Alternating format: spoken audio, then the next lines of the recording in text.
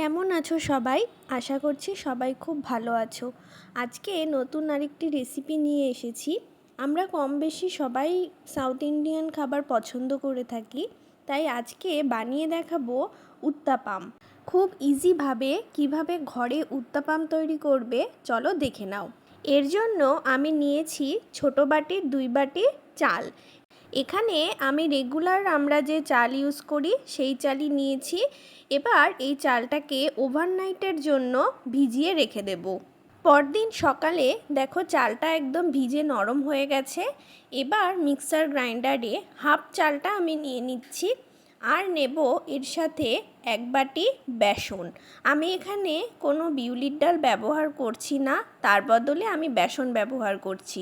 Half বেসন আমি এইবার দিলাম, পরের হাফ যে বেসনটা রয়েছে সেটা আমি বাকি চালটার সাথে অ্যাড করে দেব। এখানে আমি 2 বাটি চাল আর 1 বাটি বেসন ইউজ করলাম। এবার ব্যাটারটাকে ঢেকে রেখে দেব আরও 6 থেকে 7 ঘন্টার জন্য, যাতে ভালো করে ফার্মেন্ট হয়ে যায়। 6 থেকে 7 ঘন্টা পর ফিরে এসেছি। দেখো কি সুন্দরভাবে ফার্মেন্ট হয়েছে, একদম জালি জালি হয়ে গেছে। এবার পুরোটাকে একবার ভালো করে মিশিয়ে নিয়ে একটা ছোট বাটিতে কিছুটা আলাদা করে তুলে নিয়েছি। এটা বেশ ঘন রয়েছে, এখন এটাকে কিন্তু আরও একটু পাতলা করতে হবে, এতটা ঘন ইউজ করা যাবে না। এর মধ্যে দিয়ে দিলাম 1 চিমটি নুন আর দেব একটু একটু জল।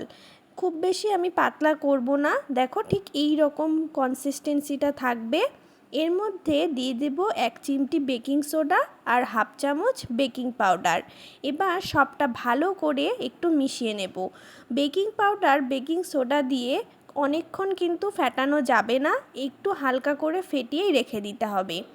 এদিকে আমি কিছু ভেজিটেবলস কেটে নিয়েছি, তার মধ্যে রয়েছে ক্যাপসিকাম, গাজর, পেঁয়াজ, টমেটো আর কাঁচা লঙ্কা।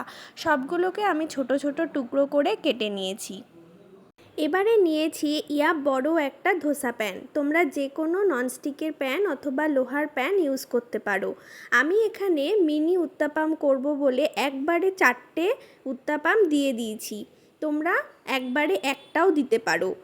প্রথমে প্যানে হালকা করে তেল ব্রাশ করে নিয়েছি, তারপর ব্যাটারটা দিয়ে হালকা করে ছড়িয়ে দিয়েছি। বেশি পাতলা করে কিন্তু ছড়ানো যাবে না, একটু মোটাই রাখতে হবে। ব্যাটারটা দেওয়ার সাথে সাথেই ওপর থেকে কেটে রাখা সবজিগুলো দিয়ে দেব। তোমরা তো দেখলেই আমি সমস্ত সবজি একসাথে মিশিয়ে নিয়েছি আর তাতে অল্প একটু নুন দিয়েও আমি কিন্তু মাখিয়ে নিয়েছি।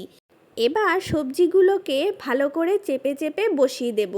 হাত দিয়ে তো চাপা সম্ভব নয়, তাই নিয়েছি একটা কাঠের খুন্তি। খুন্তিটা দিয়ে ভালো করে চেপে চেপে একটু সবজিগুলোকে বসিয়ে দিচ্ছি। গ্যাসের ফ্লেমটাকে আমি এই সময় মিডিয়ামে রেখেছি, বেশি হাই করে দিলে পুড়ে যাবে আর ভেতরটা কিন্তু হবে না। তারপর ওপর থেকে একটু অয়েল ব্রাশ করে দিচ্ছি। ওপরের ব্যাটারটা যখন দেখবে একটু ড্রাই ড্রাই হয়ে গেছে তখনই বুঝতে হবে নিচের ব্যাটারটা কিন্তু হয়ে গেছে, আর নিচের ব্যাটারটাও কিন্তু প্যান থেকে ছেড়ে আসবে। এবার আস্তে করে উল্টে দেব। এবার উল্টে হালকা হালকা করে চেপে দেব যাতে সবজিগুলো ভালো করে বসে যায়। এই সময়তেও কিন্তু গ্যাসের ফ্লেমটাকে আমি মিডিয়ামেই রেখেছি। আস্তে আস্তে সবজিগুলো ভালোভাবে সিদ্ধ হয়ে যাবে আর ব্যাটারের সাথে একদম লেগে যাবে। অল্প অল্প করে আমি এবার একটু তেলও দিয়ে দিচ্ছি যাতে ভালো করে ফ্রাই হয়ে যায়। ওপরটা দেখেই বুঝতে পারছো কতটা ক্রিস্পি হয়েছে। এক একটা দিক ভাজা হতে আমার মোটামুটি 2 থেকে 3 মিনিট টাইম নিয়েছে। দেখো আমার এই দিকটাও ভাজা হয়ে গেছে। এবার একটা প্লেটে নামিয়ে নেব। খুবই হেলদি একটি খাবার আর বানাতেও খুব একটা বেশি টাইম লাগে না, শুধু চালটাকে আগের থেকে একটু ভিজিয়ে রাখতে হবে। চালটা ভিজানো থাকলে খুব একটা বানাতে টাইম বেশি লাগে না আর অনেক ভেজিটেবলসও এর মধ্যে ইউজ করা যায়, খুব একটা তেলেরও ইউজ হয় না এবং খেতেও খুব টেস্টি হয়। আমি আজকে এটা পরিবেশন করছি টমেটো কেচাপের সাথে, তোমরা যে কোনো চাটনির সাথেও কিন্তু পরিবেশন করতে পারো। দেখো কতটা সফট হয়েছে, আমি একটু ছিঁড়ে তোমাদেরকে দেখাচ্ছি। কেমন লাগলো আজকের এই রেসিপিটা আমাকে অবশ্যই কমেন্টে জানিও, আর ভালো লাগলে একটা লাইক করে দিও। আজকের মতন তবে টাটা।